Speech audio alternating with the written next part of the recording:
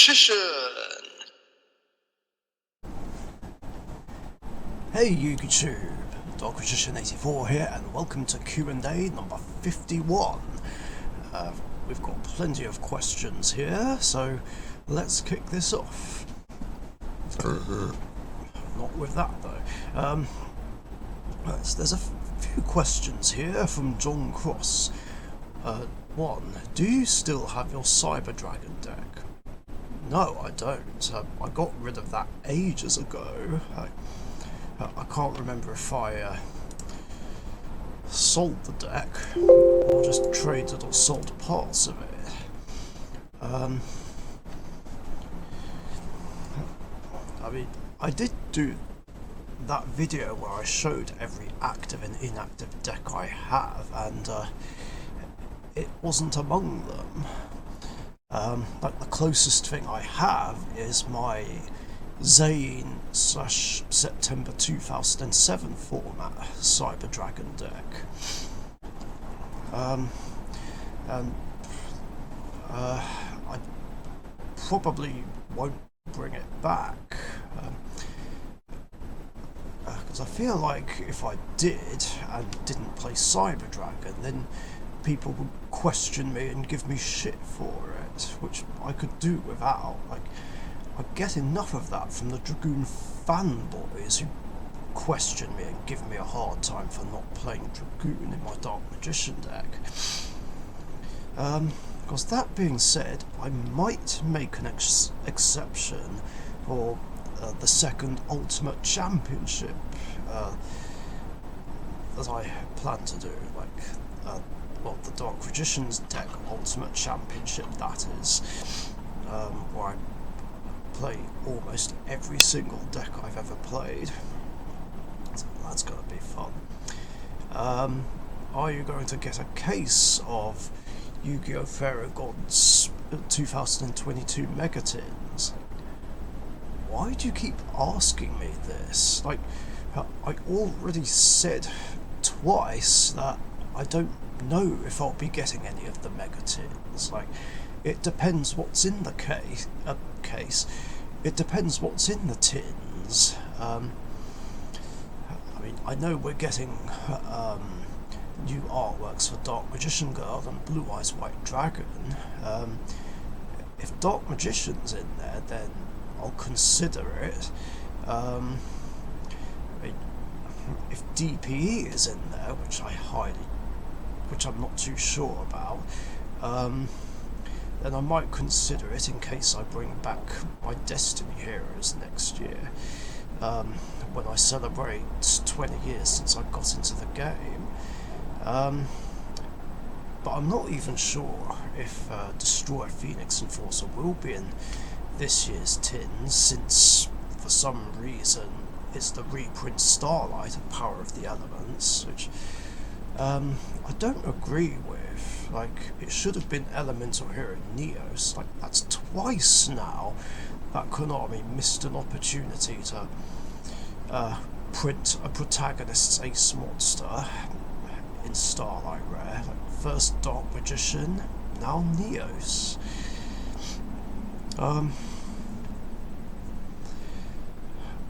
Well, I know for sure that I'm not gonna get a whole case. Like, maybe I'll get one or two tins. But otherwise, well, to answer your next question, maybe I will get any singles if there are any cards I do want out of there. But to be honest, like I said, I'd rather just save my money for a Power of the Elements case, a Battles of Legend 5 booster box, and these trips I want to take with Emma, and maybe a new PC. I mean, I really don't want to have to fork out money for a PC, but I'm actually considering getting something brand new, because the PC I'm using right now is still having problems. Like, it keeps randomly resetting, like, and it's really pissing me off. It's just basically having the same problem that the last PC had. And apparently it's because of the drive. Like, apparently I overloaded it with too many video files. I don't really understand how that happened though. Alright, yeah, I'm a YouTube content creator and videos will be on the PC, but I didn't think I'd have that many, because I usually delete raw files that I don't need anymore, or videos that I don't need to keep on there. Yet somehow this problem popped up. I wonder if maybe the hard drive is damaged. I don't know. Although, other than that, this PC's working fine all the same. I wish it would stop randomly resetting. Hence why I'm considering getting a brand new one. Not second hand, not built by hand, just something completely brand new. Because theoretically, the newer the model, the most unlikely it is that it will have any problems. At least that's the theory anyway.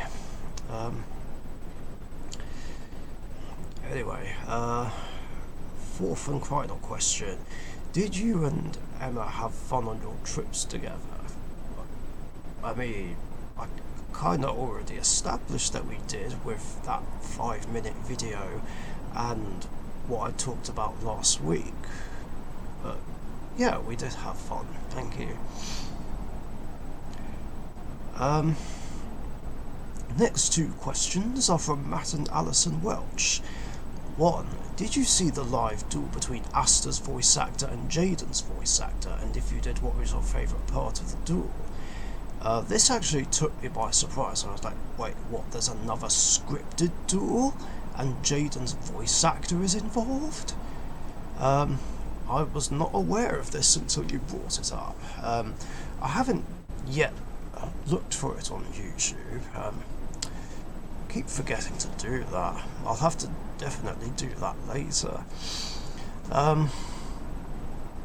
2. This is kind of similar to a question Weber's 5 asked some time ago. Out of all the tournaments in the anime, from Duel Monsters to Zexal, which tournaments looked like the most fun?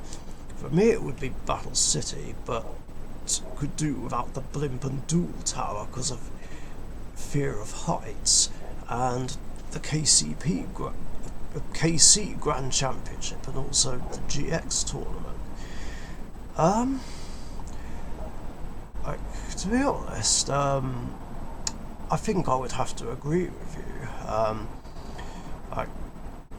It's hard to pick one, but yeah, like you, I would also say Battle City and the KC Grand Championship, but also Duelist Kingdom, because it has the most nostalgia. I mean, all the others were good, but I preferred those ones. But next sort of question is from Express Gaming. I haven't had any questions from him for a while. This seems to be asking me an opinion on something. So, like in AJ's Q&A, I said something about a red background colour in the extra deck, and you can only have one of these types of card in the extra deck, and all of them with Supreme in their names.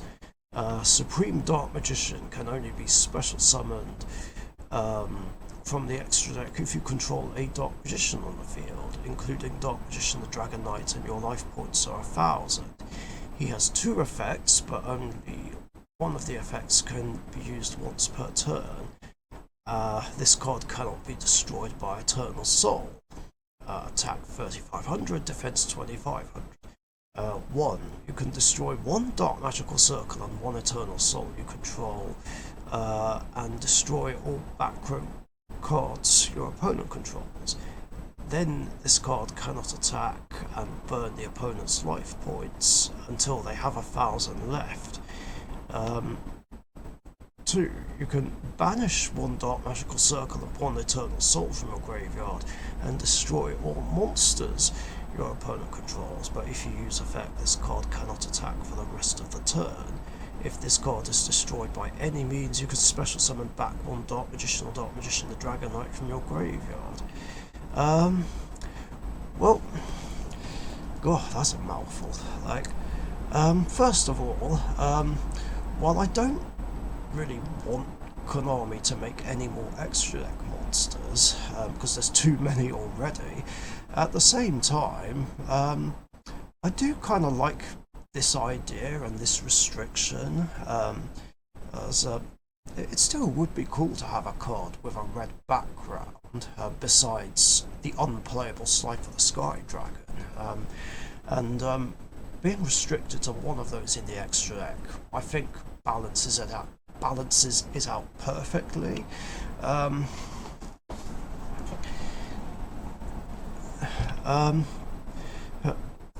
But as for the effect, I mean,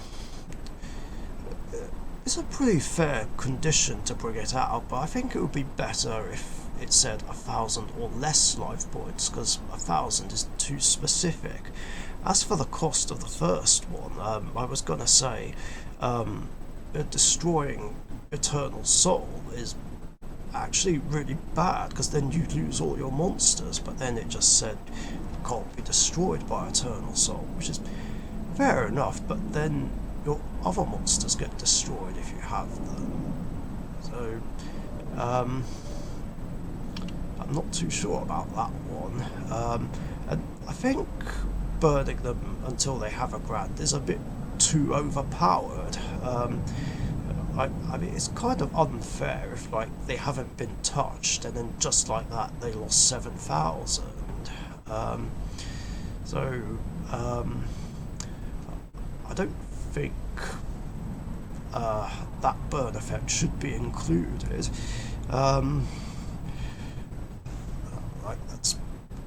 I've lost count of how many times you've made up cards with harsh burn effects. This needs to stop.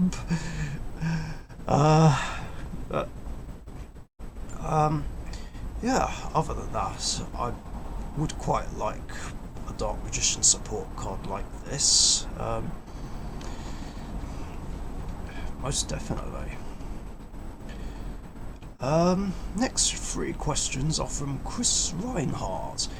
And it's one that Matt and Alison Welch asked already. 1. Have you seen the voice actors for Jade and Asta do a live duel from the North American World Championship qualifier this year? You can find it on the Cali Effects channel. I thought it was fun and great seeing the voice actor of Jaden make a return to Yu-Gi-Oh! After all these years later. Just wanted to get your thoughts on it. Well, I already answered this question earlier, so I don't really need to. 2. I don't know about you, but I'm so excited about the new hero support. I went to make sure I have at least one copy of each of the new cards to add to my hero collection. Now it's complete. What's your thoughts on putting Spirit of Neos in your Rainbow Neos deck? Battle Hand Trap for Bricky Hands, can search out Polly, and next turn get out Neos himself. I did, and I have enjoyed being the results. I think that was meant to say I enjoyed the results. But I mean, regarding Spirit of Neos, I was gonna put it in my Rainbow Neos deck anyway, along with some of the new support cards. Not all of them though, because I don't think some of them will help the Rainbow Neos deck out that much, but Spirit of Neos will definitely be in there. I also plan to put it in my Elemental Hero and Neospatian decks as well.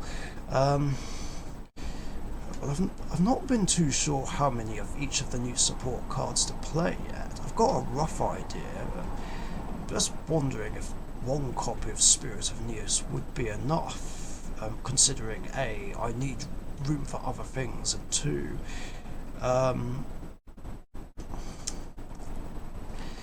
it does return itself to the deck in order to bring out original Neos.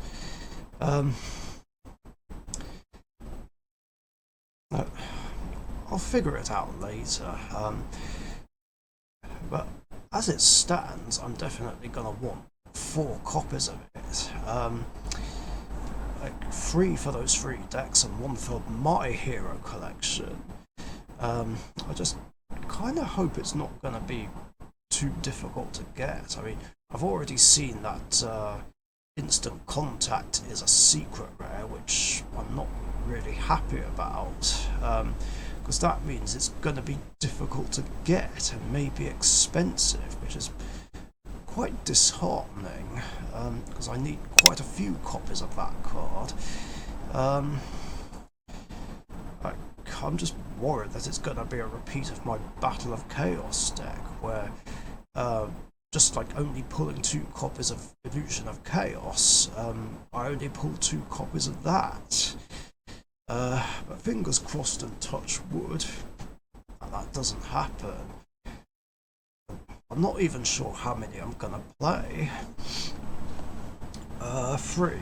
So I know that you made a video not too long ago showcasing the deck updates after the creator of Yu-Gi-Oh! Passed away, but is there any chance we would see Generic Warriors return? I mean, Generic Warriors already did return. They did, like, back in like May or early June, or somewhere around that time. I can't remember exactly. But I know it was definitely some point before I got COVID.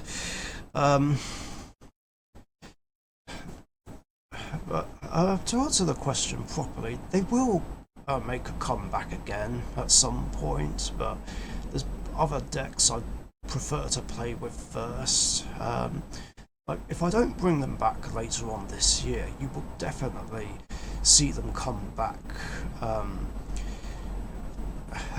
at any point quite early on in 2023, as again I'll be celebrating 20 years since I first started playing Yu-Gi-Oh! And yeah, that's one of the decks that will definitely make a comeback, because like it was technically my first competitive deck. So yeah, naturally it's gonna come back. And the last 3 questions are from Webbers5, but first he has a quick update. Chosen my top 10 pendulums, just need to record. To pique your interest, neither Endymion or Odd Eyes is number 1. Really? That's really surprising. Considering that like Endymion's your ace monster, at least when it comes to Endymion, and once upon a time Odd Eyes Pendulum Dragon was also an ace monster of yours. So it does have me wondering, if neither of them are at number 1, what is the number 1 choice? I guess I'll find out when I see the video. Anyway, on with the actual questions. 1. Outside of Neos support, are you hoping to pull anything else from your case opening? As a matter of fact, I am. I also want the new Melfi support for Emma's Melfi deck. I'm just not quite sure how many of them I want. It's something I still need to figure out. Of course, to be honest, the default plan with the case opening is to just pick up as much of the Melfi, Elemental Hero, Neospacian and Neos support, and then figure out later how much of it I need. 2. Can you believe it's nearly been a year since Dead Uni reopened post-pandemic. I mean, it's been over a year now, but no, I can't believe it. Only feels like yesterday since it reopened. Of course, still waiting for Saturdays to start up. I would love to know when they're starting up again. Like, a lot of us are just desperate to just go back there on Saturday mornings and stay there and play Yu-Gi-Oh! For most of the day, just like before the pandemic happened. I really wish COVID never happened. And free. Would you prefer your first Starlight Rare be pulled, or would you be okay buying or trading for it? I understand this is slightly worded as a would you rather question, but I'm asking because Starlight Illusion of Chaos has dropped quite a bit in price, if you'd be interested in mine. Well, that's okay. I mean, I think technically it's not really a would you rather question. I don't know, I kind of feel like would you rather and would you prefer are kind of different, but I guess in a way they are the same. But I know the way you asked it was not meant as a would you rather question, so it's fine. And to answer the question, I'd honestly rather pull it from a pack.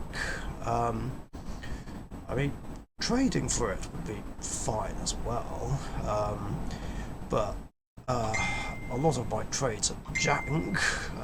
It's not easy getting stuff through trades, which is just generally frustrating. But no, otherwise, I prefer to pull my first Starlight Rare from a pack, just because it's, well, the easiest way to get one, technically, or rather the cheapest way, because it's not actually easy. Yeah, it would be nice to pull one day. It's like I've seen Billingham pull one. I've seen Gamer Central pull one. Even though it was from Express Gaming's Dawn of Majesty case. But yeah, it would be really nice if I did pull one myself. Doesn't matter which one. Of course, that being said, if any of the Neos and Neospacian or Elemental Hero support has a Starlight Rare printing, I'm keeping it. I doubt it'll be the Shining Neos Wingman, because for some reason Konami never prints Starlight Rare prints of the cover cards, which doesn't make sense. Shame, really. I mean, Shining Neos Wingman would look amazing as a Starlight Rare. I mean, who knows? Maybe Spirit of Neos will be one. I don't know. It's doubtful. I mean, it depends. It also depends what other rarity it comes in. Like, I don't know if it'll be Ultra or Secret. But if Spirit of Neos is a Starlight Rare and I pull one, I'm definitely keeping it. But otherwise, any other Starlight Rare I pull, I will just happily trade or sell. But not online, though. But as for the offer of Illusion of Chaos, it's a very kind offer, but I'm fine with the 4 secret rares that I own. I don't generally bling out my decks or collections, but thank you very much for your offer anyway.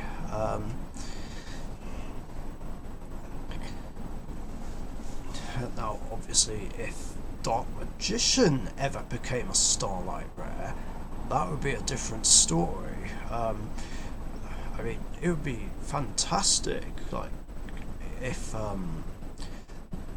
did pull it from a pack of whatever set there would be one in, but I may end up desperately resorting to buying or trading for it, which I'd hate to do, because, well, Starlight rares aren't exactly cheap.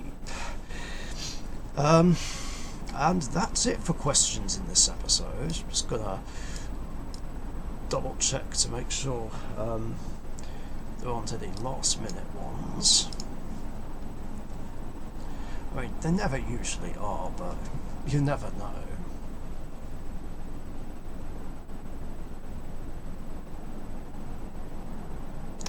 God, this is taking a while.